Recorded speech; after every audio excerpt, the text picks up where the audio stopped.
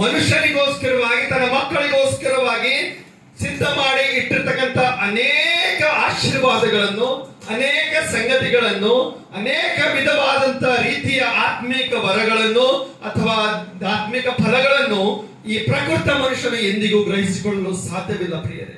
ಯಾವಾಗ ನಾವು ಆತ್ಮನ ಮೂಲಕವಾಗಿ ನಾವು ಜೀವಿಸುವವರಾಗಿದ್ದೇವೋ, ಪವಿತ್ರಾತ್ಮನ ಮೂಲಕವಾಗಿ ನಾವು ನಡೆಯುವಂತವರಾಗಿದ್ದೇವೋ, ಆವಾಗ ಮಾತ್ರ ನಮಗೆ ದೇವರ ಯೋಜನೆಗಳು ಅಥವಾ ದೇವರು ನಮಗೋಸ್ಕರವಾಗಿ ಇಟ್ಟಿರುವಂತ ಅನೇಕ ಸಂಗತಿಗಳು ನಮಗೆ ಅರ್ಥವಾಗುತ್ತವೆ ಪ್ರಿಯರೇ.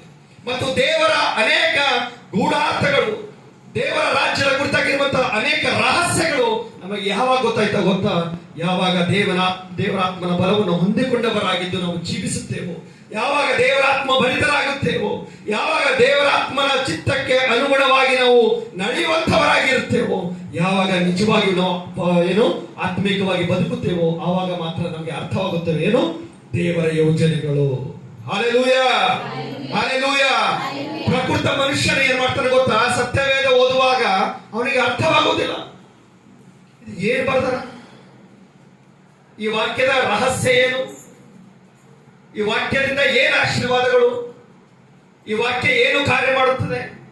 ಈ ವಾಕ್ಯದ ಸಂಗತಿಗಳು ಏನು ಅನ್ನುವಂತಹ ವಿಷಯವನ್ನು ಅವನಿಗೆ ಅರ್ಥವಾಗುವುದಿಲ್ಲ. ಯಾವಾಗ ನೀವು ದೇವರಾತ್ಮನ ಬಲವನ್ನು ಹೊಂದಿಕೊಂಡವರಾಗಿದ್ದು ನೀವು ಜೀವಿಸುತ್ತಾ, ದೇವರಾತ್ಮ ಭರಿತರಾಗಿದ್ದು ನೀವು ವಾಕ್ಯಗಳನ್ನು ಓದುವಾಗ ಆವಾಗ ಗೊತ್ತಾಗ್ತದೆ, ಅರೇ ದೇವರು ಇಷ್ಟೊಂದು ರಹಸ್ಯವಾದಂತಹ ಸಂಗತಿಗಳನ್ನು ಇಟ್ಟಿದ್ದಾನಲ್ಲ, ದೇವರು ಇಷ್ಟೊಂದು ಉನ್ನತವಾದಂತಹ ಸಂಗತಿಗಳನ್ನು ಇಟ್ಟಿದ್ದಾನಲ್ಲ, ದೇವರು ಮನುಷ್ಯನಿಗೋಸ್ಕರವಾಗಿ ಆತನ ಏನೆಲ್ಲ ಯೋಜನೆಗಳನ್ನು ರೂಪಿಸಿದ್ದಾನಲ್ಲ, ಅಯ್ಯೋ ತುಚ್ಛವಾಗಿರುವಂತ ನನ್ನನ್ನು ದೇವರು ಇಷ್ಟು ಪ್ರೀತಿ ಮಾಡ್ತಾ ಇದ್ದಾನಲ್ಲ ಅನ್ನುವಂತ ಅನೇಕ ಗೂಢಾರ್ಥಗಳು, ಅನೇಕ ದೇವರ ಸಂಗತಿಗಳು ಏನಾಗ್ತದೆ ಪ್ರಿಯರೇ, ನಾವು ಗ್ರಹಿಸಿಕೊಳ್ಳುವುದಕ್ಕೆ ಸಾಧ್ಯವಾಗುತ್ತದೆ. ನಾನು ದೇವರ ಹತ್ರ ಬರ್ತಾ ಇದ್ದೇನೆ, ಚರ್ಚಿಗೆ ಬರ್ತಾ ಇದ್ದೇನೆ, ಆದ್ರೆ ನಾನು ಯಾಕೆ ಆಶೀರ್ವಾದ ಹೊಂದ್ತಾ ಇದ್ದೇನೆ?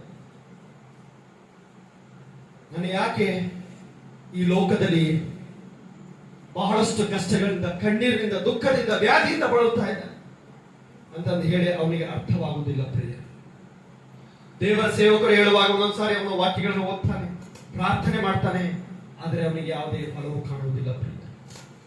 ಯಾವಾಗ ದೇವರಾತ್ಮ ಭರಿತರಾಗಿರುತ್ತೇವೆ ಆವಾಗ ಮಾತ್ರ ನಮಗೆ ಅರ್ಥವಾಗುತ್ತಾ ಇರುತ್ತದೆ ದೇವರ ಯೋಜನೆಗಳು. Hallelujah, hallelujah. ಅದೇ ರೀತಿಯಾಗಿ ಒಂದು